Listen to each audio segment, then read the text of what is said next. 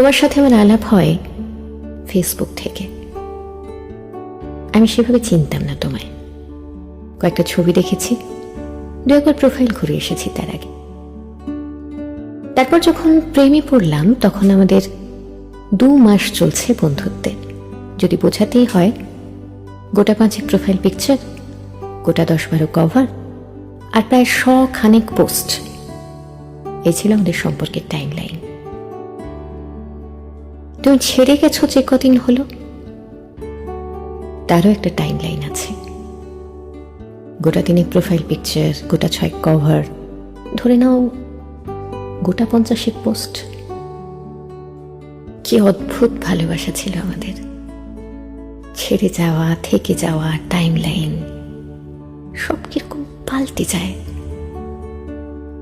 তারপর যেদিন আমি তোমার ব্লক লিস্টে গেলাম, সেদিন থেকে কত লেখা লিখেছি, কত পোস্ট শেয়ার করেছি। তুমি হয়তো দেখোইনি, বা দেখেছ হয়তো বন্ধুদের প্রোফাইল থেকে।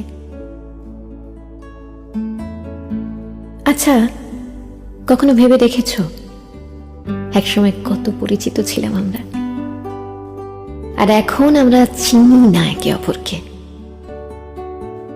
এই সুবিধাটা ফেসবুক আমাদের দিল। যাকে ভুলতে চাই জোর করে, তার অনিচ্ছায়, তাকে তুমি তোমার চোখের সামনে থেকে সরিয়ে দিতে পারো, ব্লক করে দিতে পারো।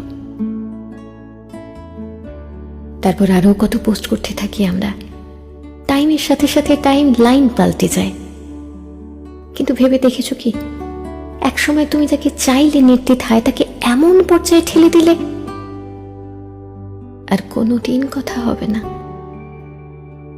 একটা বয়স পার করার পর যখন মনে পড়বে, পারবে খুঁজতে, পারবে আনব্লক করতে, যখন লগ ইন বা লগ আউট করার ক্ষমতা, সামর্থ্য আর থাকবে না, একটা বয়স মনে করার পর মনে থাকবে আনব্লক করার কথা?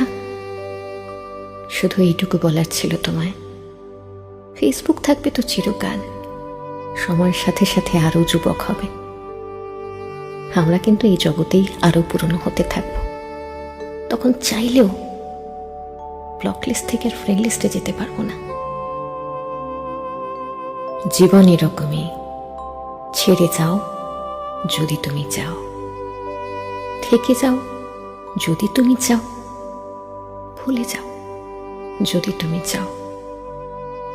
মনে যদি থাকে, মনে থাকবে। জোর করে মুছে দিলে ফিরিয়ে আনা যায় না।